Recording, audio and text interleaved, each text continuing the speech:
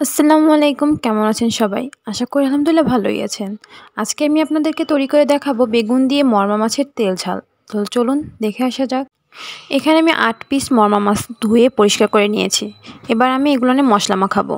প্রথমেই দিয়ে দিচ্ছি ১ চামচ হলুদ গুঁড়ো, এরপর দিয়ে দিচ্ছি ১/২ চামচ মরিচ গুঁড়ো, এরপর দিয়ে দিচ্ছি ১/২ চামচ লবণ। এবার মশলাগুলোকে মাছের সাথে ভালোভাবে মেখে নিতে হবে।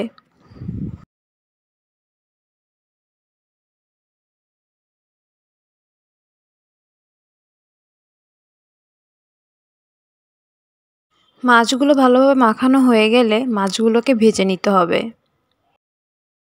মাছগুলোকে ভাজার জন্য প্রথমে একটি ফ্রাইং প্যানে তেল গরম করে নিতে হবে।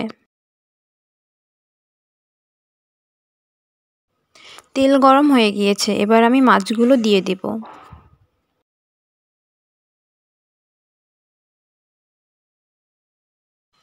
এবার মাছটাকে ভালোভাবে ভেজে নিতে হবে। যেহেতু আজকে আমি বেগুন দিয়ে মরমা মাছের তেল ঝাল করব, তাই আমি এখানে বেগুন কেটে নিয়েছি। এবার আমি ভালোভাবে মশলা মাখিয়ে নিব। প্রথমেই দিয়ে দিচ্ছি ১/২ চামচ লবণ, এরপর ১ চামচ হলুদ গুঁড়ো দিয়ে ভালোভাবে বেগুনগুলোকে মাখিয়ে নিতে হবে। বেগুনগুলোকে দেখুন এভাবে কেটে নিলে মশলা ভালোভাবে বেগুনের গায়ে লেগে যাবে আর খেতেও ভালো লাগবে।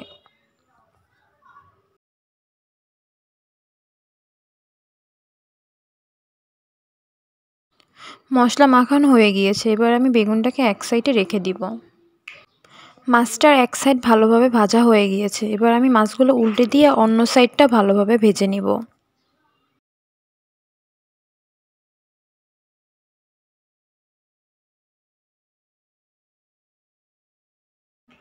মাছটা ভালোভাবে ভাজা হয়ে গিয়েছে, এবার আমি মাছটাকে উঠিয়ে নেব।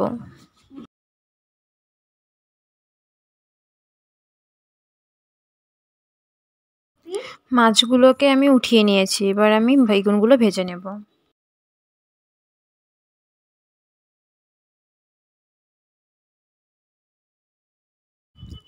বেগুনগুলোকে ভালোভাবে ভাজা হয়ে গিয়েছে, এবার আমি বেগুনগুলোকে এক সাইডে তুলে রাখবো।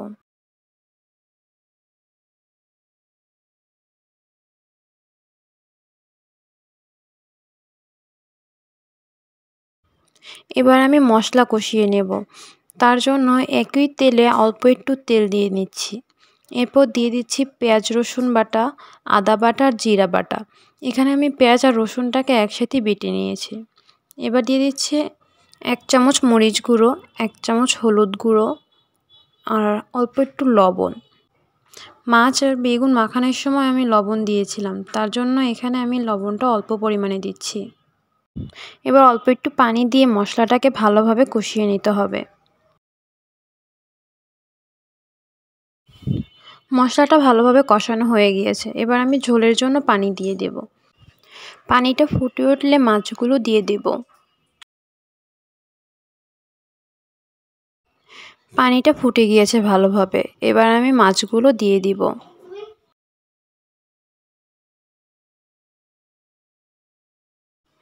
মাছটা দেওয়া হয়ে গেলে ৫ মিনিটের জন্য ঢেকে রাখব। ৫ মিনিট পর ঢাকাটাকে উঠিয়ে ভেজে রাখা বেগুনগুলো দিয়ে দেব। চুলার আঁচটা কিন্তু আপনারা মিডিয়ামে রেখে তারপরে রান্নাটা করবেন।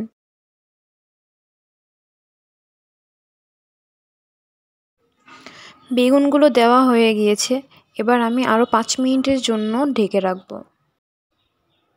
ফিরে আসলাম ৫ মিনিট পর। দেখুন মাছটা কিন্তু হয়ে গিয়েছে। এবার আমি মাছটাকে নামিয়ে নেব। তৈরি হয়ে গেল বেগুন দিয়ে মরমা মাছের তেল ঝাল।